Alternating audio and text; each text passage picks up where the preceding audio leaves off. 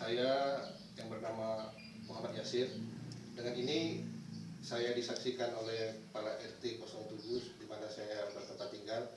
Saya menyatakan dengan ini saya mengklarifikasi video yang kami share kemarin, yang kami buat kemarin tentang pasien PDP yang meninggal di Rumah Sakit Umum Palembang, warga Kenter Hill.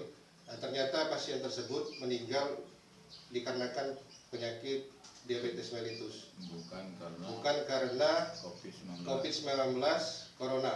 Sekali lagi kami tegaskan di sini, pasien atas nama John Simajuntak warga Kenter Hill bukan meninggal dikarenakan virus COVID-19 Corona, tapi dikarenakan diabetes mellitus.